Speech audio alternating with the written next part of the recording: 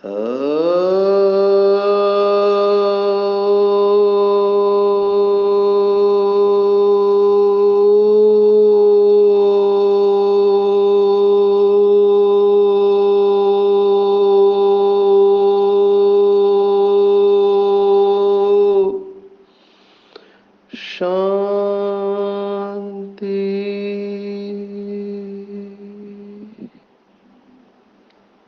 आज 13 अक्टूबर 2022 भारत में सद्गुरुवार है। Today is 13th October 2022 and it's Thursday in Bharat. आज की मुरली का जादुई रहस्य स्वयं को प्रेरणा देने के लिए magical secrets of today's Murli for motivating the self. बहुत अच्छा। अभी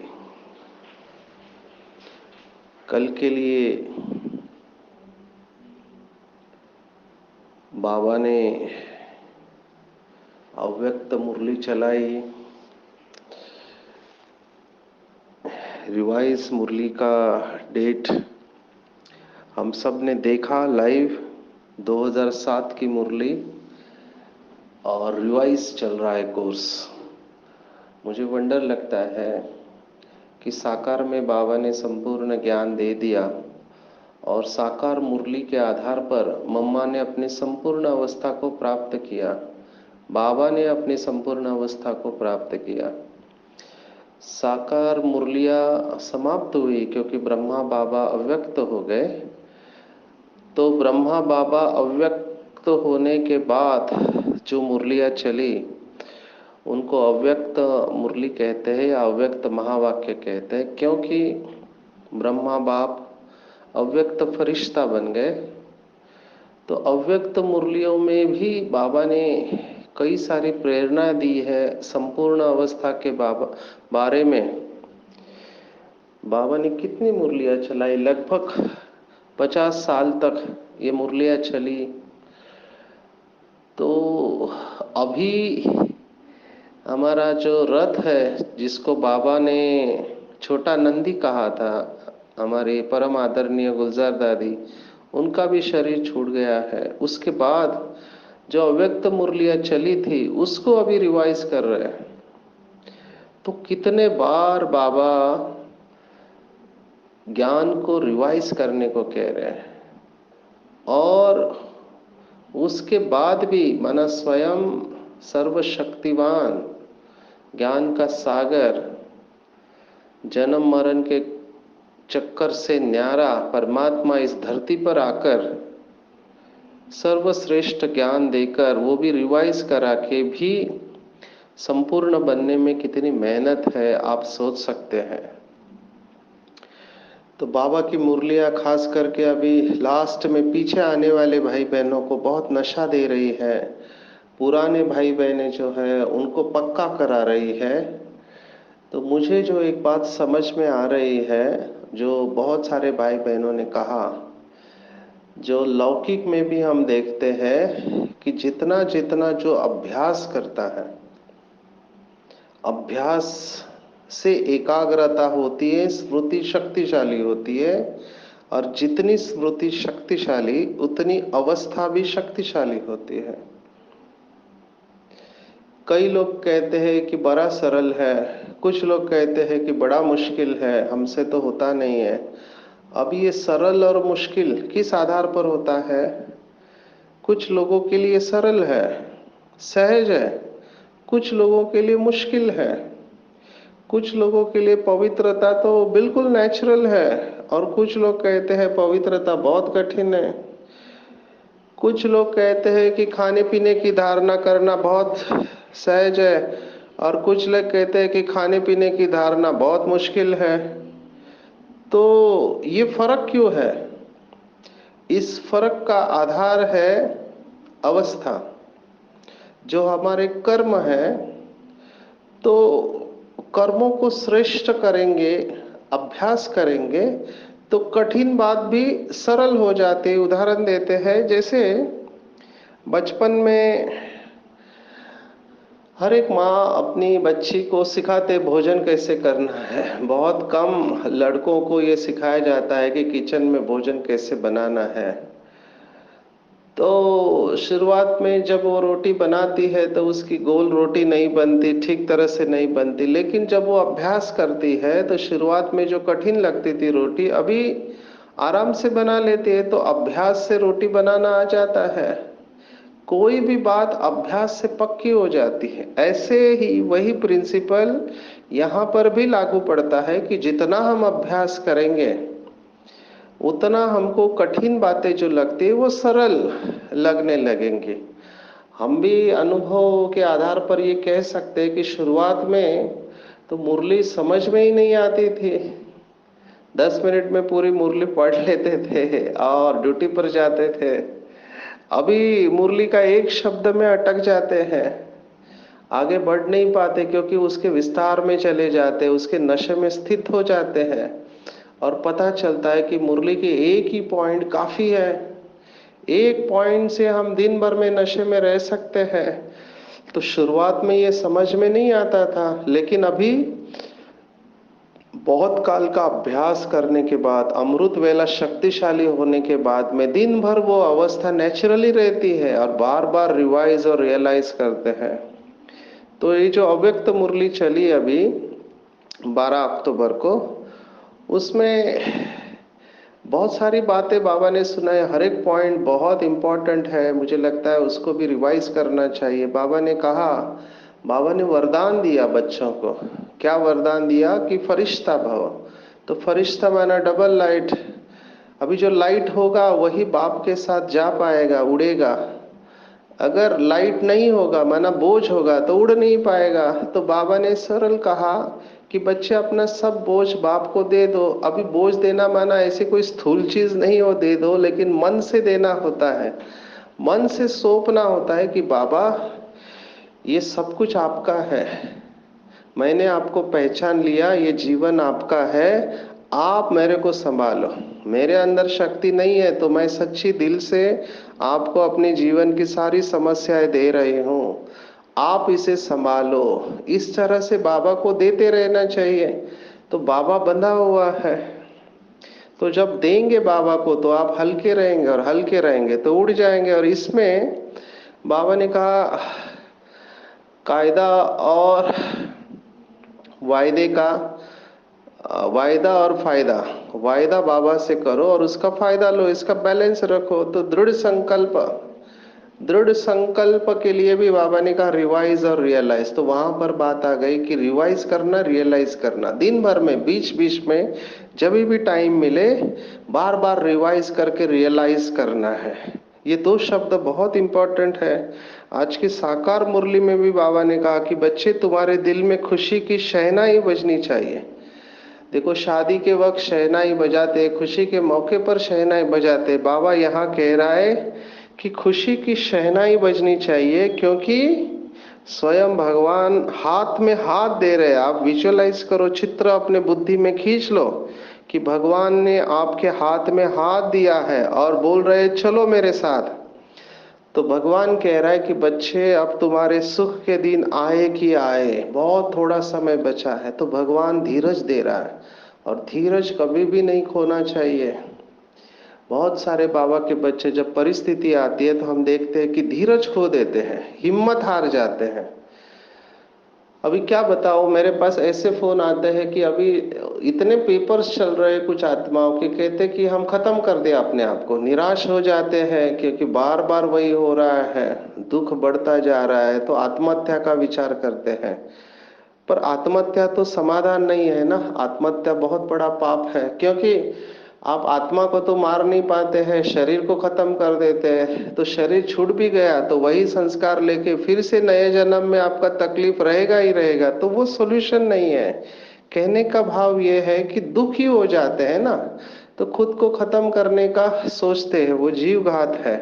लेकिन आज आप देखो भगवान धीरज दे रहा है कि बच्चे हिम्मत नहीं हारो, मैं तुम्हारे साथ हूं। दुनिया में कहते भगवान का नाम लो तुम्हारा काम हो जाएगा। अभी जिसका केवल नाम लेने से काम हो जाता है, वो अगर साथ में है तो काम नहीं होगा, जरूर होगा। लेकिन क्या हमको खबरदारी रखनी है? तो बाबा ने कहा, नए झाड़ को तूफान लगते हैं। बहुत जगह पे मैंने देखा, वो पेड़ के किनारे झाड़ लगाते हैं छोटे छोटे, तो उसको कवर करके रखते हैं। नहीं तो क्या करते हैं, वो गाय आती है और बछड़े होते हैं, बकरी होती है, वो खाते हैं। क्योंकि कोमल पत्ते होते हैं, उनको अच्छा लगता है, चिड़िया भी आके खाती है, तो उनको कवर करके रखते हैं। बाबा ने यहाँ पे शब्द इस्तेमाल किया, तूफान। तूफान आते हैं तो सब फल और फूल गिर जाते हैं। मैंने बहुत जगह पे ये देखा है, जहाँ बाग होता है, बगीचा होता है। अभी हमारा तो गांव कोंकण का है, तो वहाँ आम का बगीचा होता है। अभी समुन्द्र किनारा है, तूफान आया तो सभी फल और फूल गिर जाते हैं। बारिश गिरी तो भी नुकसान हो जाता है, और फिर बहुत बड़ा नुकसान हो जाता है। तो यहाँ पर बाबा ने कहा, ऐसे ही तूफान आएंगे। कौन से तूफान आएंगे? माया के तूफान आएंगे। और माया बुद्धि में संशय लाती है, क्योंकि याद में अनुभव करने वाली बुद्धि है, एकाग्र करने वाली भी बुद्धि है। तो बुद्धि में बाप की याद नहीं होती तो मुरझा जाते हैं, और फिर सोचते हैं क्या इधर आया तो प्रॉब्लम सॉल्व होना चाहिए, उल्टा इधर आया तो प्रॉब्लम बढ़ गए। कुछ लोग ऐसे जोड़ने की कोशिश करते हैं, और कुछ लोग उसमें आग भड़काने की भी कोशिश करते हैं। अभी पहले सब ठीक चल रहा था, ब्रह्मा कुमारी के पास आए और बीमारी आ गई, या बिजनेस में घाटा हो गया, तो लोग जोड़ते हैं एक दूसरी बात को। कहते हैं कि देखो, पहले आपका सब ठीक चल रहा था, तुम ब्रह्मा कुमारी में गए, तुमने भक्ति छोड़ दिया, इसलिए तुम्हारे पास ये सब प्रॉब्लम आ रहे हैं। अभी पहले से ही कमजोर आत्मा है, उसके मन के अंदर ऐसे थॉट्स डाल दिए तो वो और संशय बुद्धि बन जाती है। इसलिए बाबा कहता है, बच्चे माया से बचो, अपने मुख में मोहलरा डाल दो। अभी मोहलरा डालना माना क्या करना, कि आप अपना कर्तव्य करो, धंधा करो, घर को संभालो, लेकिन ये सब करते वक्त बुद्धि से बाप को याद करो। और ये मेहनत है, मेहनत है। पहले दो बातें मैंने बताई, दो चीजों को एक दूसरे के साथ जोड़ना नहीं चाहिए। अभी जो भी हमारे जीवन में पेपर आते हैं, अगर आप गहराई से देखो, गहराई से देखो तो तीसरे, चौथा और पांचवें अध्याय में भगवत गीता का स्टडी ग्रुप जो हमने बनाया था, उसमें कर्मों के बारे में बहुत डिटेल में आया है, बाकी अध्याय में भी आया है। लेकिन हम सबको पता है कि हम सबके जीवन में जो भी परिस्थितियां आती है, फिर वो बीमारी आती है, या संबंधों में टकराव आता है, या आर्थिक सुबत्ता आती है, या आर्थिक नुकसान होता है बिजनेस में, तो वो सब की जड़ में क्या है? वो हमारे कर्म है ना, हमारा कर्म भोग है उसमें। तो उसमें भगवान क्या करेगा? भगवान तो हमको युक्ति बता रहा है कि बच्चे मुझे याद करो, मेरी याद से तुम कर्म भोग के ऊपर कर्म योग से विजय प्राप्त कर सकते हो। लेकिन इसमें दृढ़ रहना है, हिम्मत रखनी है, धीरज नहीं छोड़ना है, और बाप की याद में रहना। ये सबसे बड़ी बात है। ये सबसे बड़ी दवाई जो मुझे लग रही है, मैं अनुभव से कह रहा हूं, वो है मन मना भव। जितना जितना हम सच्ची दिल से बाबा की याद में रहेंगे आत्मा समझकर, उतना हमको शक्ति मिलते जाती है।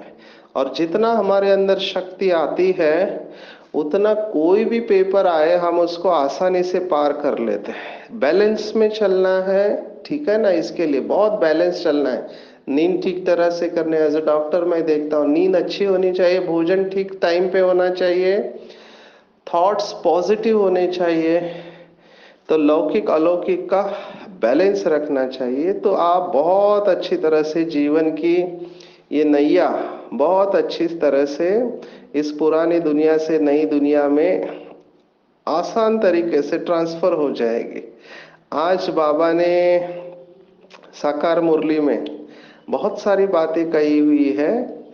विशेष पहली बात जो बाबा ने कही है कि ड्रामा, तो बाबा ने आज मुरली में स्पष्ट कहा है कि सृष्टि तो बेहद का ड्रामा है सेकंड का काम।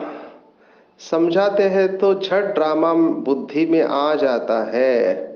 तो बाबा कहते हैं कि तुमको ये पूरा ड्रामा बुद्धि में रखना है, तो पूरा अपना पार्ट देखना है, परमधाम से लेकर अंतिम जन्म तक पूरा ड्रामा। तो बाबा ने पूरे ड्रामा का नॉलेज दिया है, और जो अच्छे बच्चे होते हैं वो खुद भी समझते हैं और दूसरों को भी समझाना है।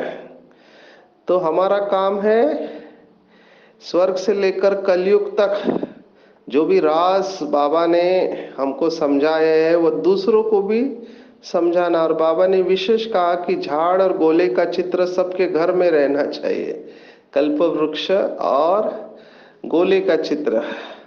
और बाबा ने कहा तुमको रहम दिल और महादानी बनना चाहिए, और महादानी बनकर इन अविनाशी ज्ञान रत्नों का दान देना चाहिए। और ये चित्र सचमुच में बहुत सुंदर है।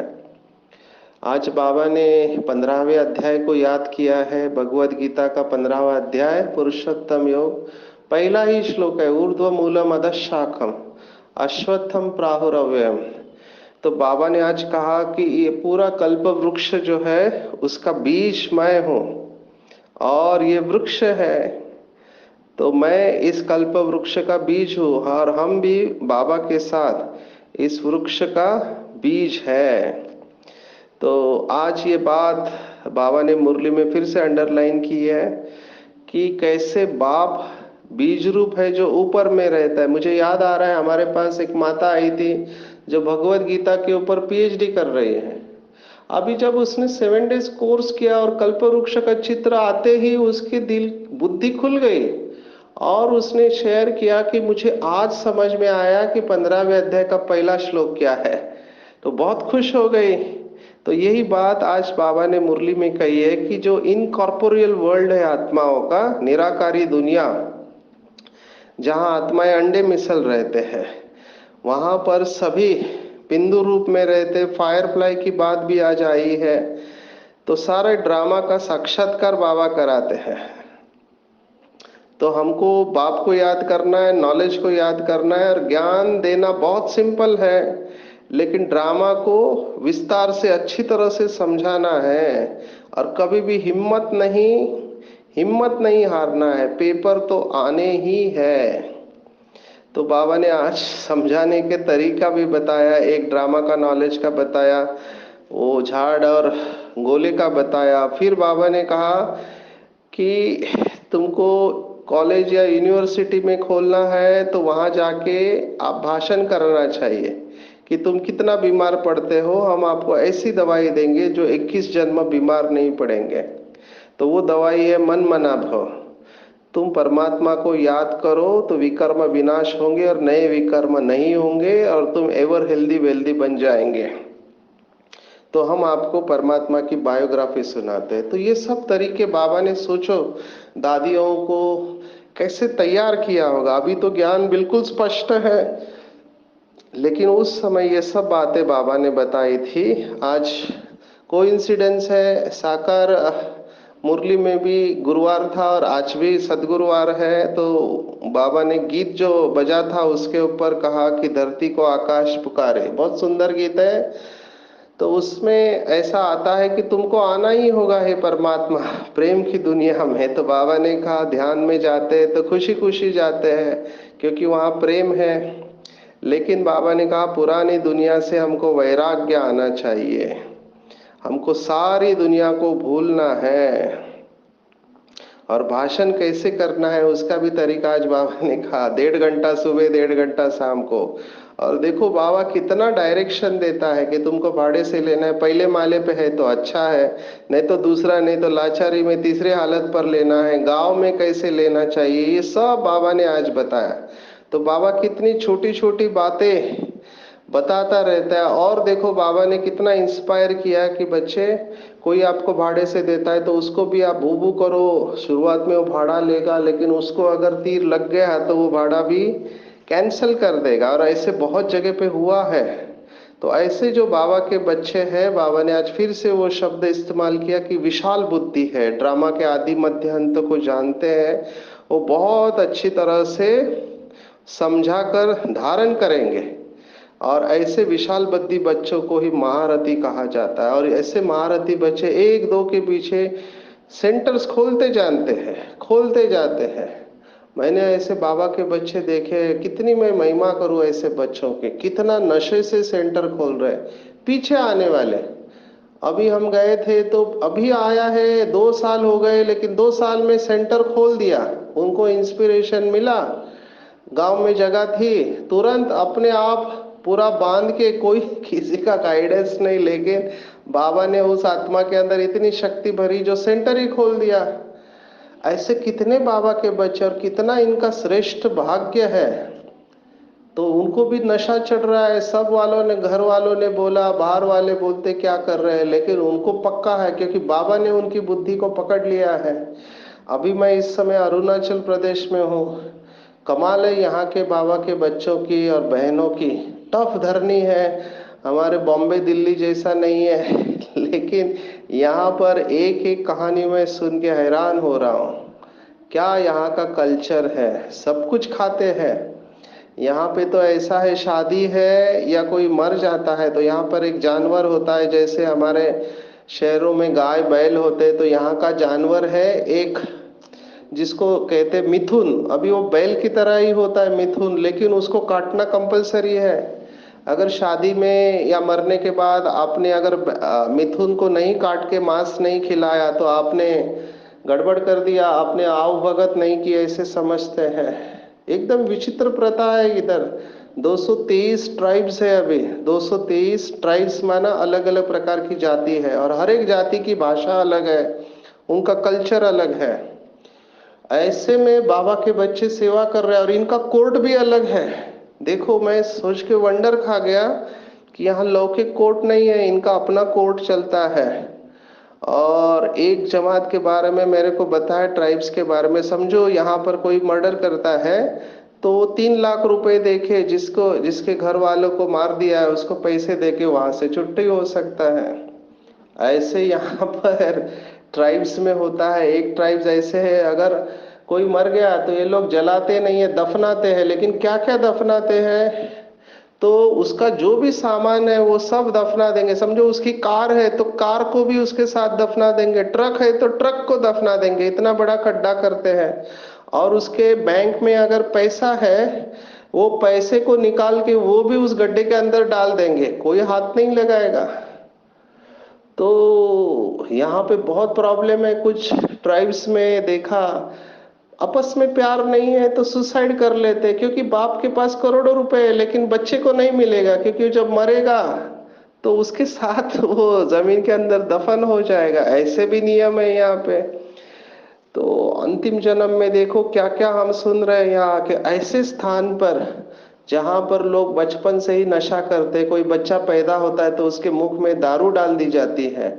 यहाँ कानी माना अफीम है, स्मोकिंग करते हैं।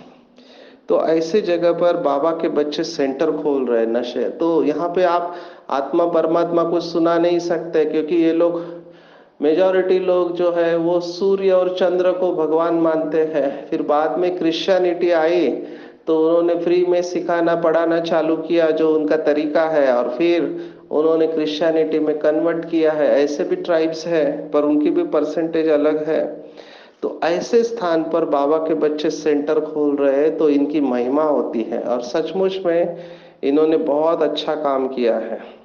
तो ऐसे बाबा के बच्चे जो विशाल बुद्धि है, युक्ति से यहाँ पर चलते हैं, और धीरे धीरे उसमें से भी बाबा के बच्चे निकल रहे हैं।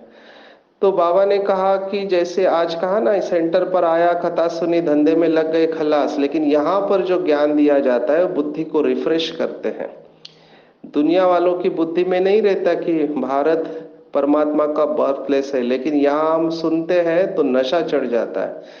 आज की अव्यक्त मुरली में भी कल की बाबा ने कहा था कि तुमको नशा चढ़ना चाहिए, क्योंकि दुनिया भगवान की महिमा के गीत गाते हैं, लेकिन भगवान किसकी महिमा के गीत गाता है, तो हम बच्चों की महिमा के गीत गाते हैं। तो ऐसा हमको भाषण करना चाहिए, लोगों को अनुभव कराना है।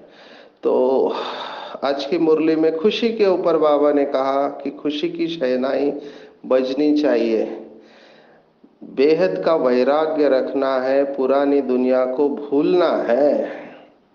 अभी यहाँ पर ही नंबर बनते हैं। आज के स्लोगन में भी बाबा ने कहा, ये जो संकल्प चलते हैं, संकल्प विकल्प कहते हैं, जिनको टेंशन होता है खास करके, उनके बहुत थॉट्स चलते हैं, तो बाबा ने उसका सॉल्यूशन दिया हुआ है और लौकिक भगवत गीता भी इसका सॉल्यूशन देती है। हमने देखा है छठे अध्याय में आत्म संयम योग, जो नए बाबा के बच्चे हैं वो भगवत गीता को, जो भी अपने सेशन हुए हैं जिससे यह मुरली का रहस्य चालू हुआ, वो बार बार सुन रहे हैं। तो जो नए हैं वो फिर से सुने, ये सब लेक्चर्स अवेलेबल है, उसके ऊपर मनन करें।